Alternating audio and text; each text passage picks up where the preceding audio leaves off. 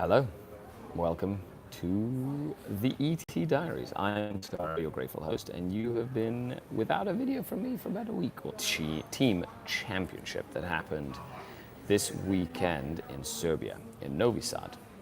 I was a part of the Canadian team, and we played 6 rounds over 3 days. That's 2 rounds a day.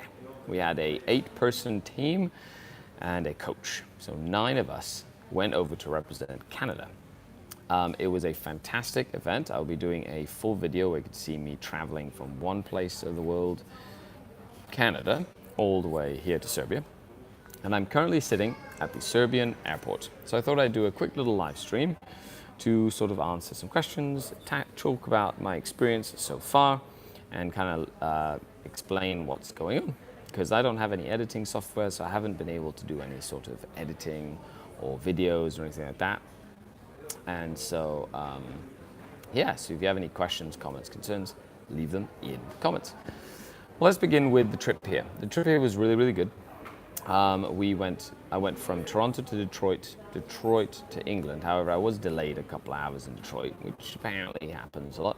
And then went from Heathrow, London. We met with 7 members of the Canadian team. We rented 2 cars, drove 4 hours up to Southport to spend time with Martin from Dyson Decks, where we had a little RTT on the Sunday. So on Saturday we showed up. Sunday we had a little RTT, and that was really, really fun. And then we went to Warhammer World on the Monday, and then on Tuesday we went to take a plane to Serbia, and we were here on Tuesday night. So we'll start with some questions. Kit Engel asks, how did you find the atmosphere?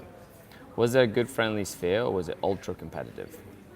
The ETC in general is a very competitive event. However, it is in good faith, and you meet the coolest guys you will ever get to meet. If you get a chance to come to the ETC with your country's team someday, I highly recommend it. It is an experience that you will never forget. A way to get onto your team is to volunteer, even to be a coach, and then come with your team as a team, maybe as a non-playing player on the first or second year that you come to the event, and then have an opportunity to participate in the singles event. Each ETC has a 40K singles event, which is 6 rounds. It's a giant tournament. They also have the team event, which is 6 rounds. And then they have not just Warhammer 40,000, they have every format. They've got Age of Sigmar, they have Ninth Age, they have Shadespire, they have Flames of War. So if your country doesn't have a team in a specific format, you could potentially try and find a team that your country's taking in a format that you enjoy. Kit says, I would love to, just need to pick a country to live in again, first of all. Makes sense. You can go to any country. You can also volunteer to be a mercenary. You know, teams are always looking for extra players. So they will look for mercenaries in case that they have a team member that falls in sick, or a team member that has a family issue show up, so they're not allowed to, or they can't go anywhere or whatnot. And mercenaries are always there to sort of step into the line, and they play for any country, anytime. Last year, Canada had, I think, 3 or 4 mercenaries, which is like the maximum amount of mercenaries you can have. This year, we had TJ Lanigan, who is by default now Canadian, and that was really good. But if you really want to go, there are lots of different ways to go to the event. So if you have any questions, you can always message me, and I can sort of like direct you in the right direction there as well. Andre says, good luck on the way home. I look forward to reports and info from the tournament. Yes, I'll definitely have a full report of the event. Biggest thing right now is I just need to finish editing my ATC coverage. So I'll have basically dropping ATC coverage, ETC coverage. I get back in Canada Wednesday AM, like 4 a.m. So Wednesday, good morning, Vinci, sorry. So after that, I'm basically going to spend the whole day, I think, sleeping and resting. And then Thursday, I'm going to be doing my Just Put Paint on It stream on Twitch, and I'll be doing some coaching calls, and then maybe having a test battle report in the evening, or test game in the evening, while doing editing and building a display board. Got a lot of work to do. And then this weekend, Saturday, Sunday, is the 120-person major, the Capital City Bloodbath, which is an ITC event that I won last year. So I'm going to defend my title, and I'm really excited about it. There's been a lot of gaming lately, crazy amount of gaming. So I'm excited. I hope you're excited. And I'm just pumped. I'm pumped because this is now, from now till LVO, it's the road to the LVO, which is a super exciting time as well. Kit asks, what was your favorite game of the event? I want to say my favorite game of the event was against Olivier from France. And he played a 24 grotesque list. I've outmatched mine in every sense of the imagination for the mission that we were playing, which was mission 2 of the ETC pack. So it was basically you had to defend the objectives to get points, and it was progressive. However, 30 grotesques, or 24 grotesques, and 21 racks and planes have a better time at defending things than a bunch of venoms. And I was able to essentially draw out that game. I think it was an 11-9. I think I lost by 1 point, or I won by 1 point, or something like that. It was very, very close. And I think I won by 1 point. I got 11 points to his 9. However, it was crazy close and a very, very tight game. And he's apparently one of the best Dark Eldar drukhari players in France.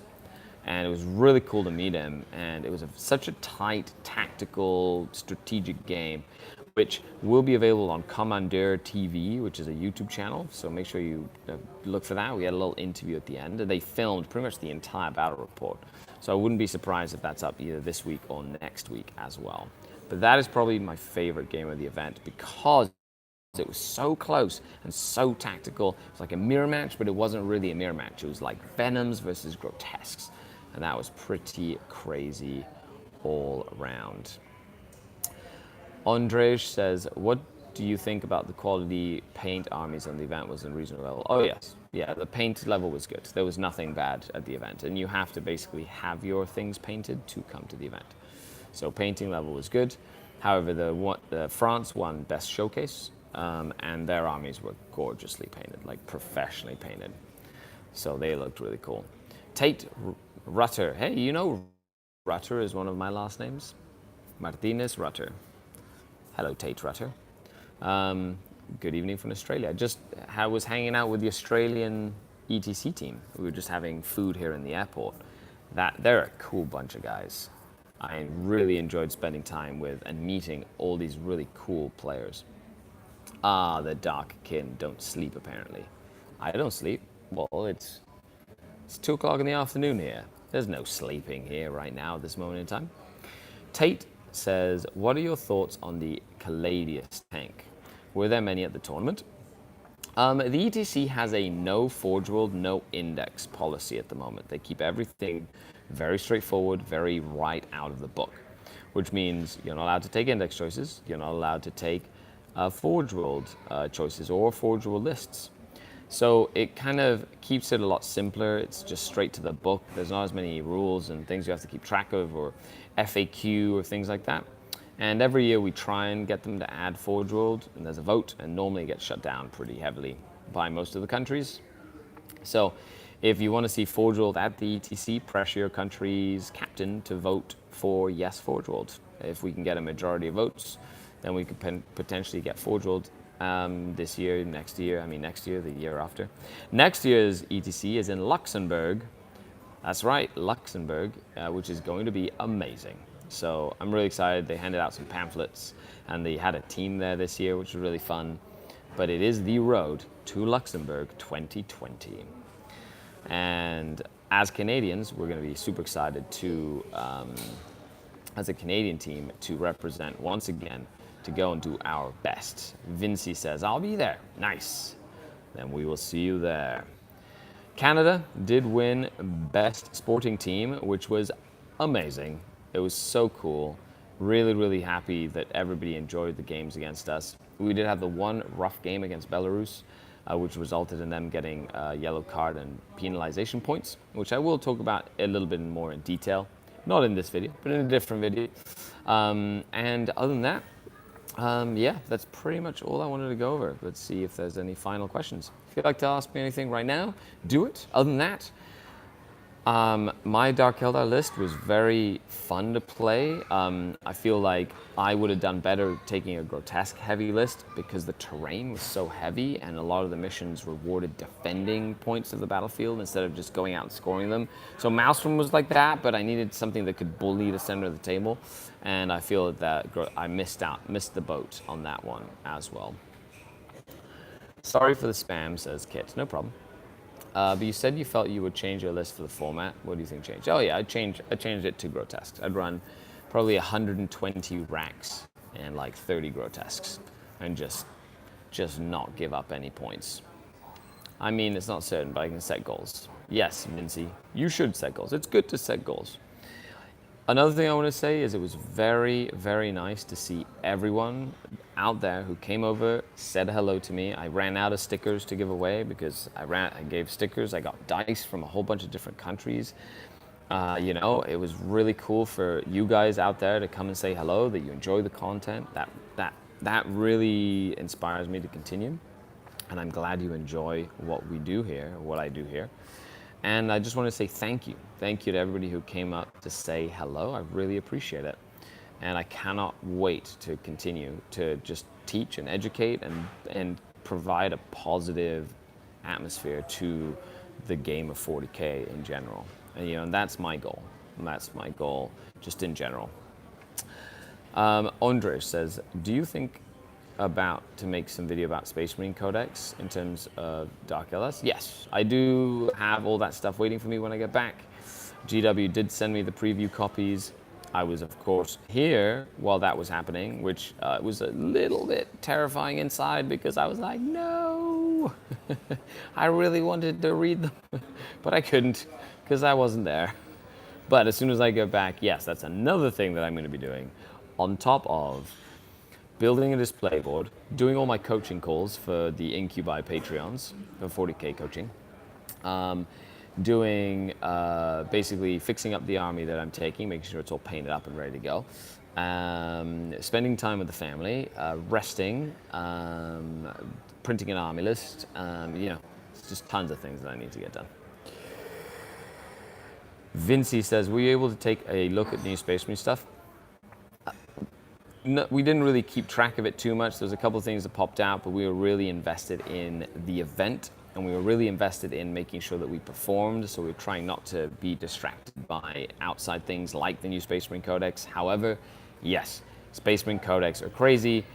They are going to be back in a big way, so you better have ways to kill some Space Marines. Other than that, that's all I have for you today. I'm Skari, your grateful host, signing off until next time, but I don't know where this goes off. Is that it? No?